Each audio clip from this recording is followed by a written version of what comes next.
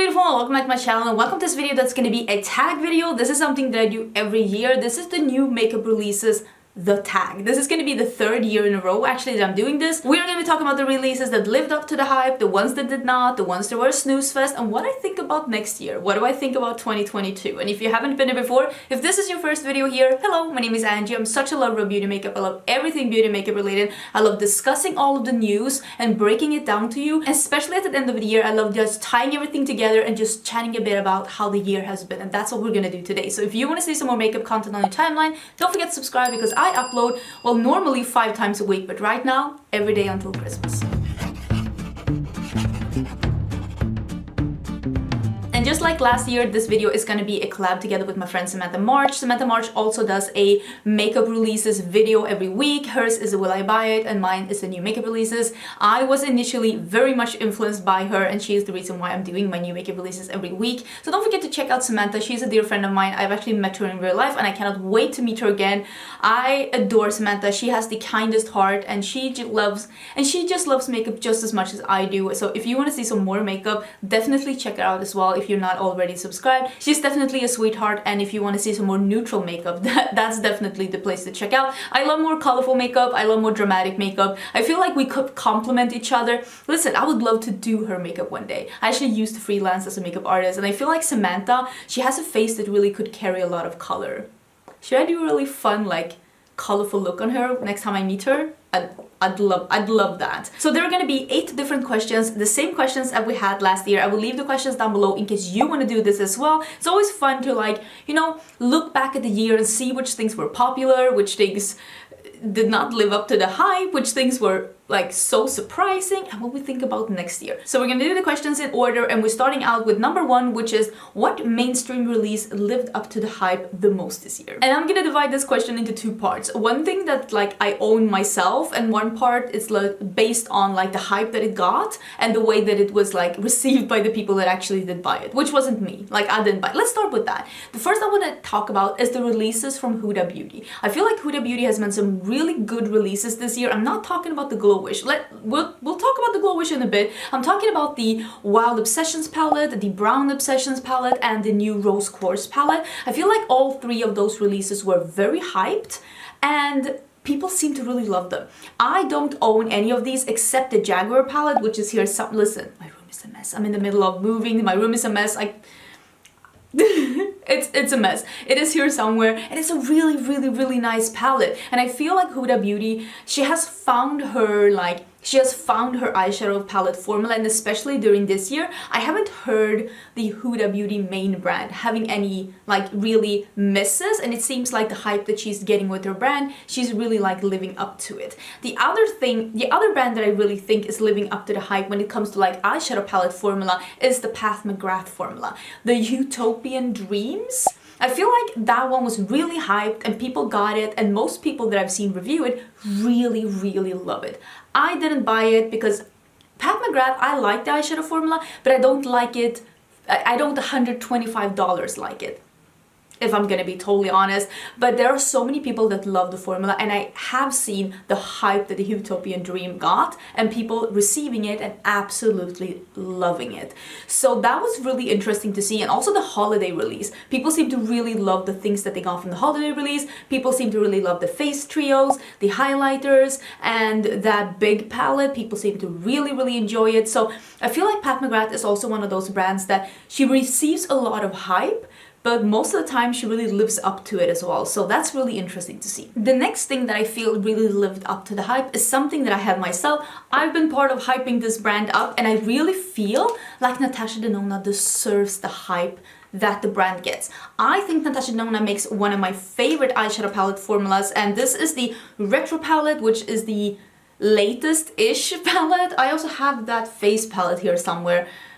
Again, it's a mess. This received so much hype, and it is an amazing palette. One of the best palettes of this year. I think it's absolutely incredible. This is the Sendo palette. I personally think that this is the same great quality as Natasha Denona always has in her palettes. I really enjoy the looks that I've done with this, and I think that this color story is very interesting. It's a half neutral, half colorful palette that is half cool tone and half warm tone, which I think is a very interesting mix.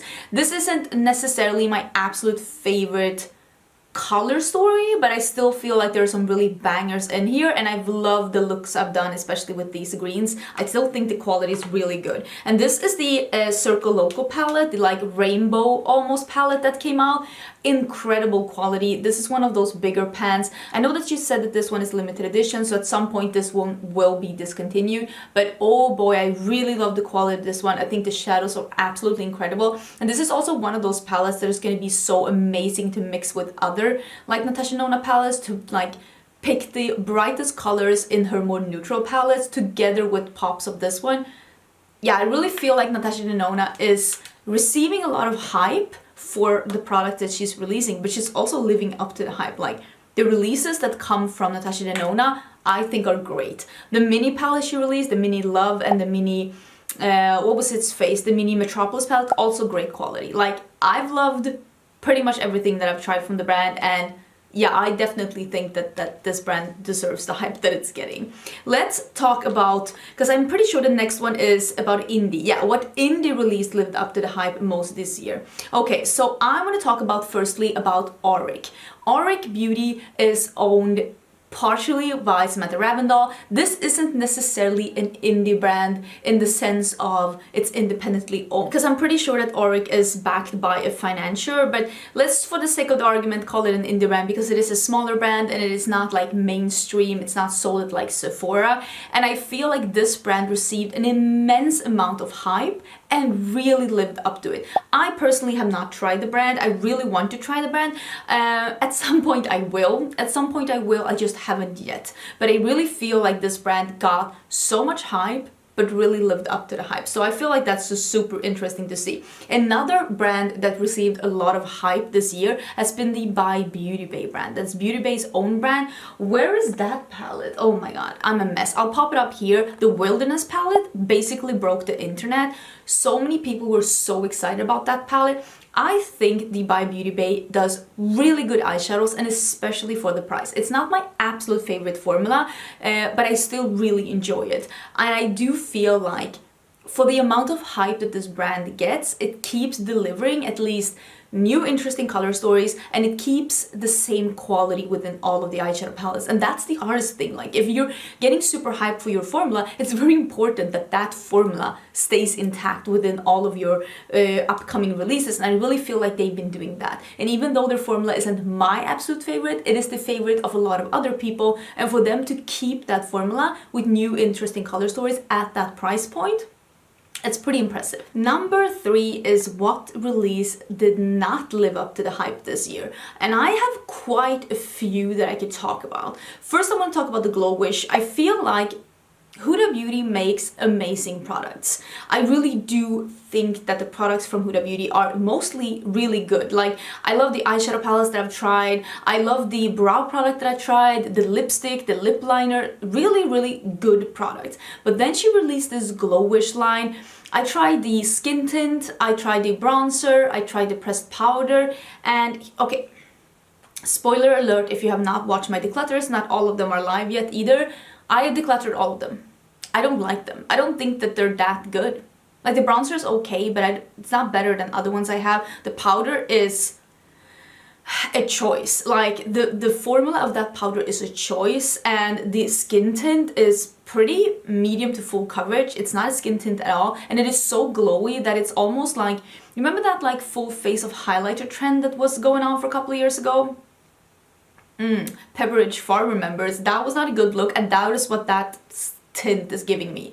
So glowy that it's like, ugh. So spoiler alert, all of those have been decluttered from my collection. I don't think that that one lived up to the hype, and the most reviews I've seen of that sub-brand to Huda has been pretty much agreeing with my opinion about the brand, which is that it's just too glowy, too much, not as good as the main brand. Another product that did not live up to the hype, and also, this, spoiler alert, I also decluttered this one, is the Urban Decay Naked Cyber. I feel like when people got a whiff of what this could be, they're like, oh my god, Urban Decay is releasing a Naked Cyber, they're saying it's going to be all duochromes and shimmers, it's going to be inspired by Y2K. People started building this up to something like amazing. And the idea of this palette is amazing. A palette with all special shades, all duochromes, all like topper shades, to get that like elevated Y2K look, but in 2021. The idea was amazing. The problem is that Urban Decay's shimmer formula, it is still left in Y2K. It's still, it needs an update. So I feel like what they did is that they did a Y2K palette that would have been seen as amazing in the early 2000s. But in 2021, it was dated before it was released because the shimmers are pretty mediocre. I just feel like it could have been so great if they had indeed updated the shimmer formulas to be more of those special shades, more seam duochromes, topper shades that actually made sense. I feel like this could have been such a hit, but it did not live up to the hype of the idea of this product. The actual product could not live up to the idea of the product that people had built up in their heads, and I just feel like it was just such an opportunity missed. Number 4 is what is the biggest curveball? And I think a lot of people are gonna be like, oh, it has to be the ColourPop and the NBA, like the basketball collection, that is a curveball. But here's the thing, nothing surprises me anymore when it comes to collabs. Like, listen, ColourPop and Heinz, I would not be surprised. Makeup Revolution collabing with the fire extinguisher, that doesn't surprise me. It doesn't surprise me at all. HipDot is collabing with the sitting president. I'm not surprised. But Bobbi Brown collabing with Monopoly? I think that had a lot of us thinking like, what is going on? What alternate universe did we end up in where Bobbi Brown is doing collabs that are like HipDot collab? Because HipDot also did a collab with Monopoly, and I didn't bat an eye at that. I'm like, okay, it makes sense. Like, they're doing collabs with hot sauces. Why wouldn't they do a collab with Monopoly? But Bobbi Brown, that was surprising. That was a curveball. I did not have that on my 2021 bingo card. Did you? And then we have to talk about what is the biggest letdown / snoozefest. And I could have put the Urban Decay Naked here, but I feel like it was pretty hyped, so I wanted to put it in the other category. But we cannot do this video without mentioning the MAC and Sims collab. What in the actual fluff was that? Who was in charge? I hope that person got fired. This could have been so good, but it was like, imagine minimal effort and then go below that. You're like in the basement beneath minimal effort. MAC and Sims did a collab, both in-game. The makeup in-game, I'm gonna be honest with you, some of it was horrible, but some of it was really good. The contour and the blush and the lipsticks that MAC and Sims did in-game, those are really good. Listen, I'm not listening to anyone saying that those weren't good. Those were good. Some of the eyeshadows were good as well. Some of them were awful. But let's not focus on the awful. Some of them were really good. They were innovative, they were fun, they were good. You had an orange lipstick. What's to be mad about? I'm not mad at that. But then they apparently also, I'm guessing this is part 2 of the contract, they did a collab in real life where they did actual MAC makeup that you could buy that was Sims themed, only that it wasn't Sims themed. They took an old palette, which was 9 shades of dusty beige, and they just put a cardboard packaging around it that said Sims. I'm telling you, minimal effort does not really convey what this was. It was absolute trash. There could have been, like, they could have made millions on a Sims collab made right. Sims community, like the Sims community is so big, and I feel like makeup that was actually Sims themed, not just the cardboard, the part you throw away. I'm telling you, an intern went into the warehouse, saw that they had this dusty beige whatever palette, loads of it left, went to the printer room, got some cardboard boxes, and they were like, done. Can I go home now? Like, I don't understand. This was such a snooze fest, and it was definitely a letdown because this could have been something. But definitely was not. The next question is, what is the best holiday release of this year? And I will be honest, I think that one of the best holiday releases of this year is the mini love palette that came from Valentine's. That's a holiday too, right? But if we're counting this holiday season, I've actually only bought 2 holiday releases from what I know, that I know is like holiday releases. A lot of things are being released around the holidays, like the Huda Beauty Rose Quartz palette or the Retro palette by Natasha Denona. I'm pretty sure that she's counting that as her holiday release. But these are the 2 holiday releases that I have bought, and both of them I really enjoy. This is the Lunar Beauty Moonspell number 2 palette. This is the like the part 2 of the Moonspell little series. This is like a, I'm gonna put it like this so you can see because there's a little bit shiny. This is a red, pink, and purple palette. I really enjoyed this one. I did buy this one myself with my own money and I have reviewed it on my channel. It is pretty like Halloween themed, and this is the Lunar Beauty like holiday collection of this year. They're also releasing a Outer Dimension contour palette, but I don't think that that one is going to be like either limited edition or very holiday released.